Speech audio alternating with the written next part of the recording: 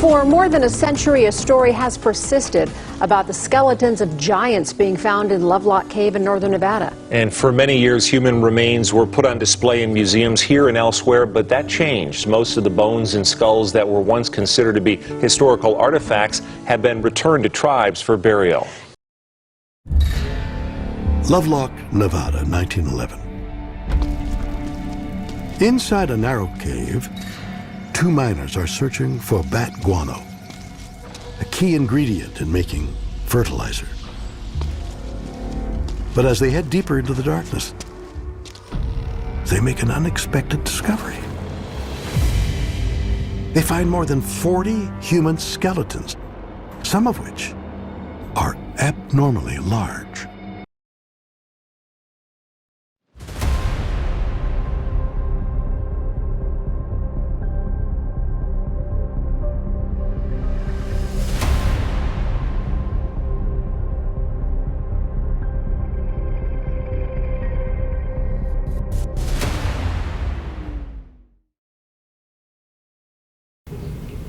Welcome to the Midnight Hour podcast presented by the Midwest Desperados. I'm Matt.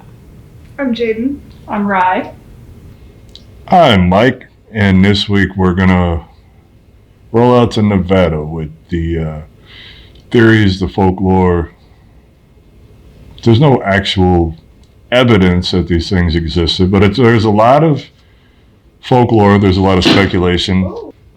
There's been no scientific evidence to support it. It's all theory, folklore. What they have, they're not entirely sure if it is scientific evidence, if it's actual red-haired giants, because there's some archaeological evidence that's not like attributed to like one of the normal local tribes in the area, but at the same time you can't discount it because it could have been like a migratory group. So just so that I'm clear on what I'm talking about and you guys know what we're talking about and none of us are Native American, but I'm specifically talking about the ones in the Nevada, the LoveLock Caves in Nevada, where they had the Navajo were apparently like extinguished by these red-haired giants. They would kill them, drag them down into the caves, and eat them. And there was one day the Navajo had enough and they rallied together and killed these red-haired giants and buried them in the caves. So these are the same caves that Twin Paranormal did their investigation in out there.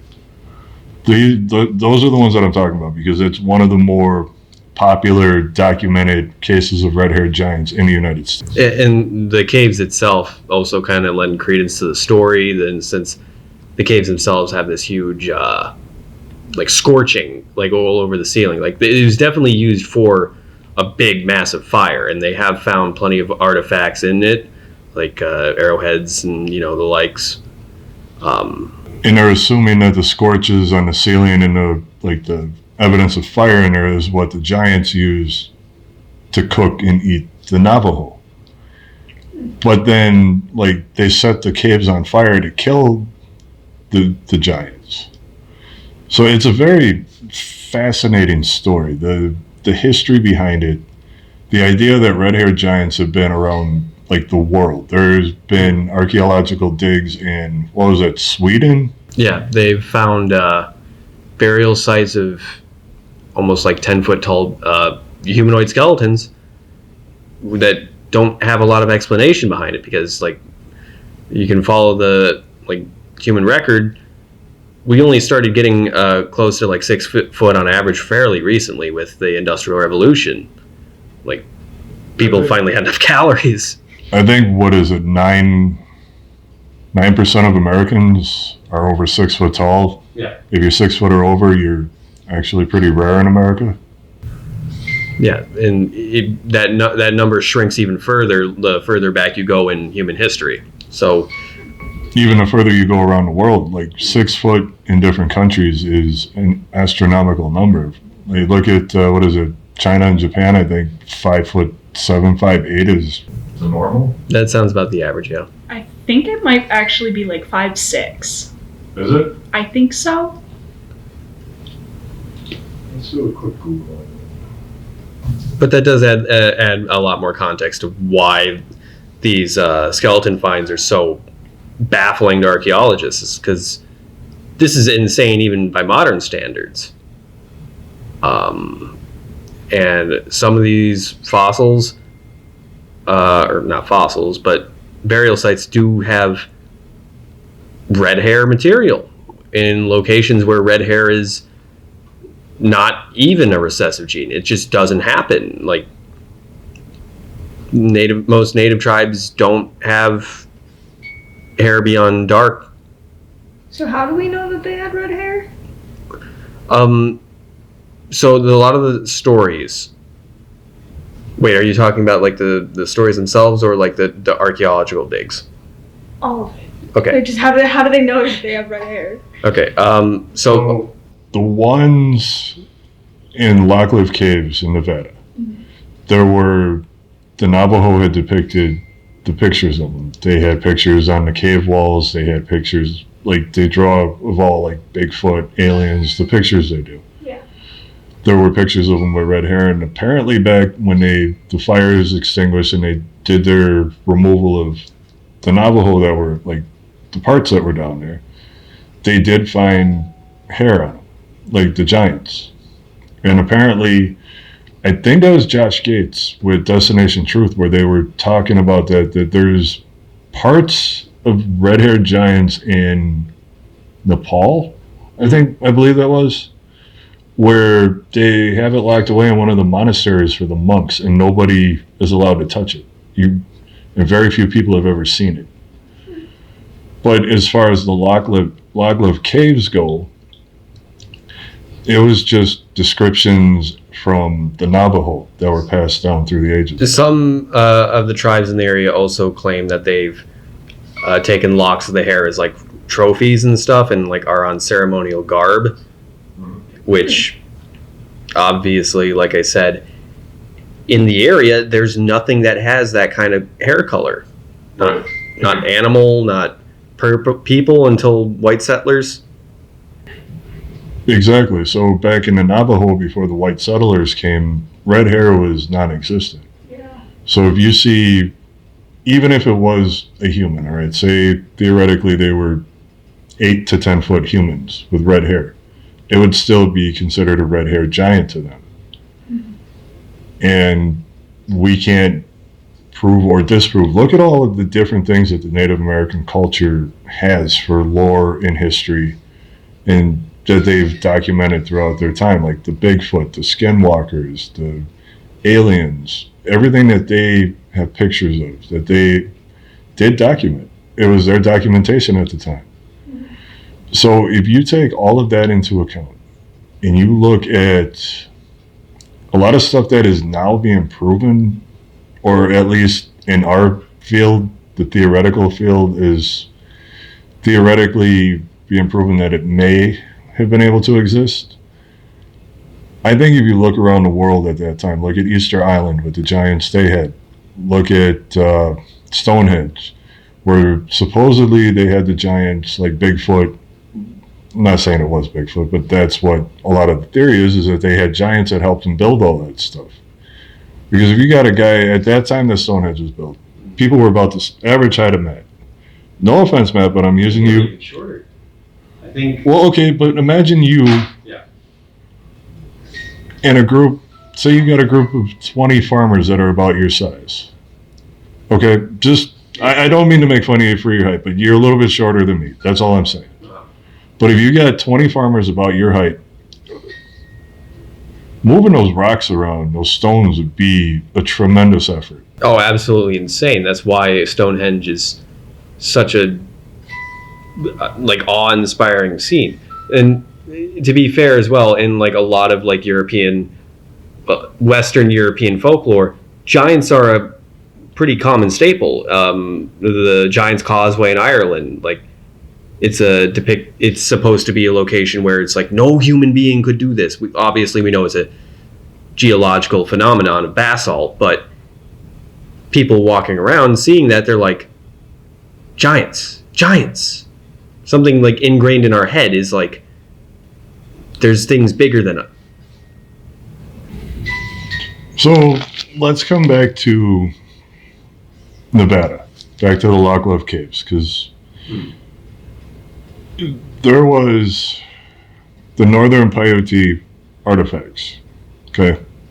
So in 1911, 1912, right around there, is when the miners started mining stuff out of the cave. That's when they were mining guano.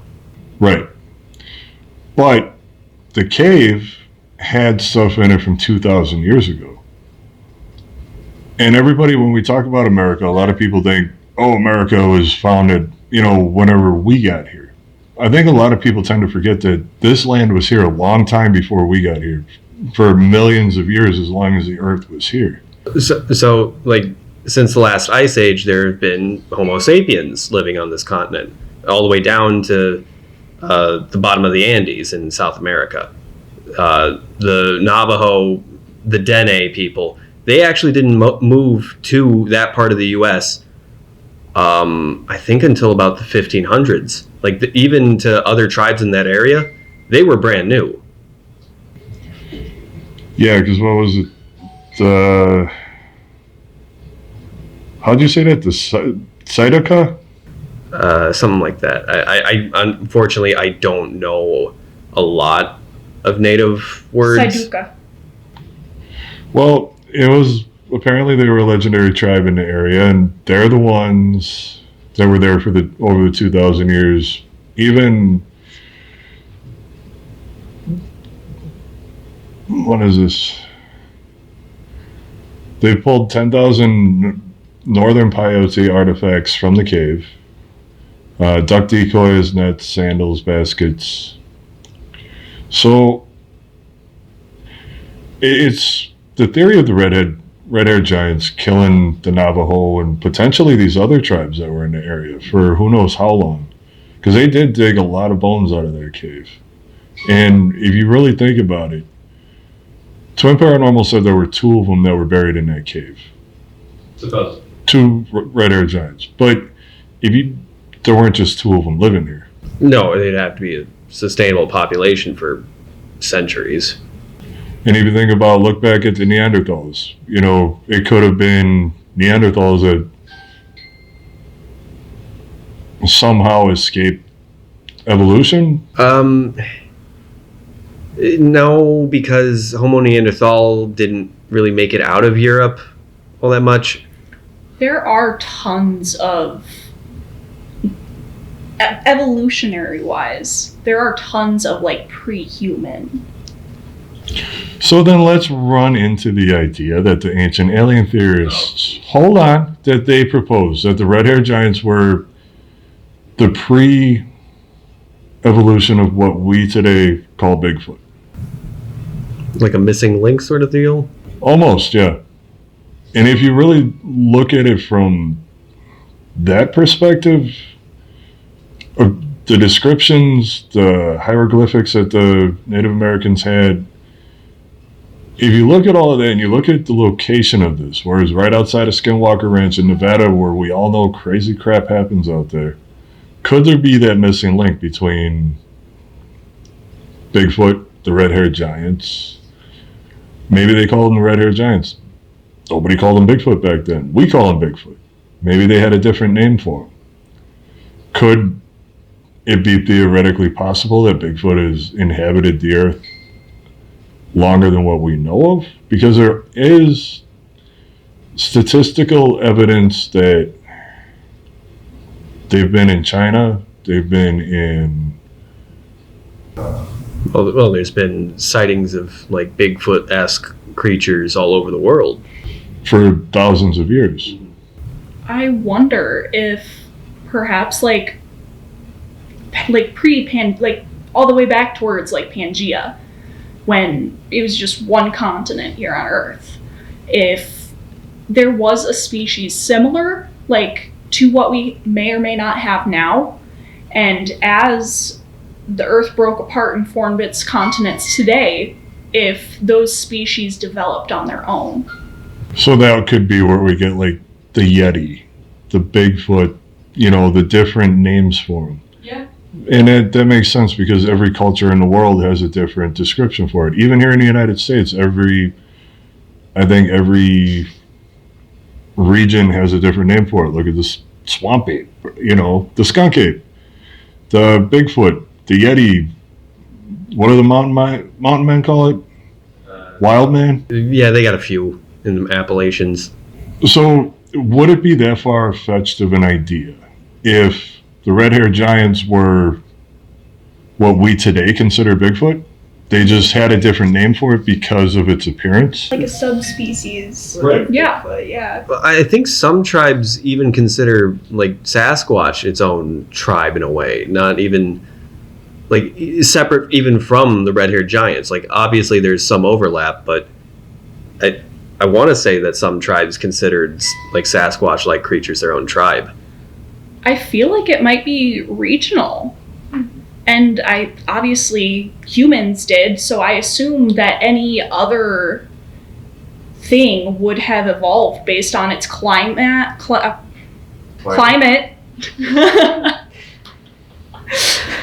Climate and its environmental factors.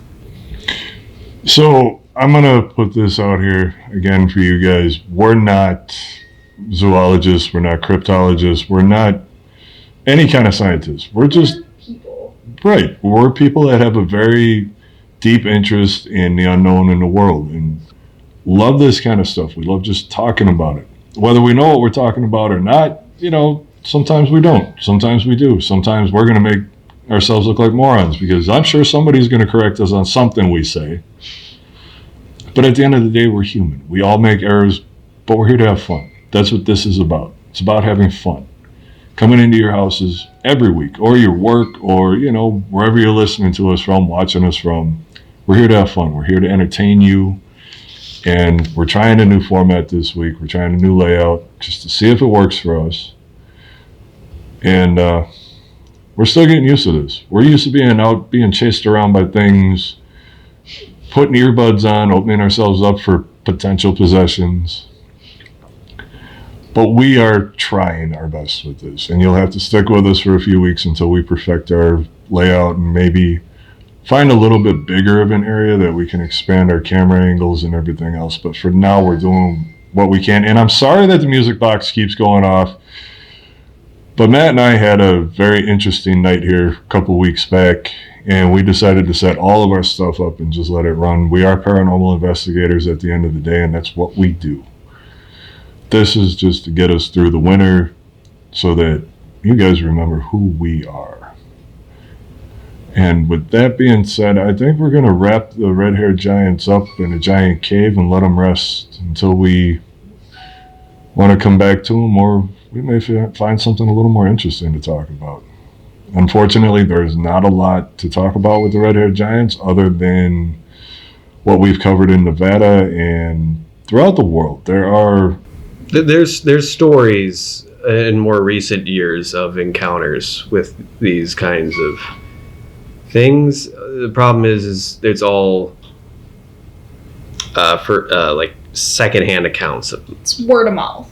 Yeah, so I personally wish that we had like evidence to show and stuff, but it's more or less just retelling stories. Not exactly verbatim stories either. I hope you enjoyed the LoveLock Caves. I hope you enjoy Twin Paranormal's video. I'm Matt. I'm Jaden. I'm Rye. You guys all know who I am. Get the hell out of here and have a good week.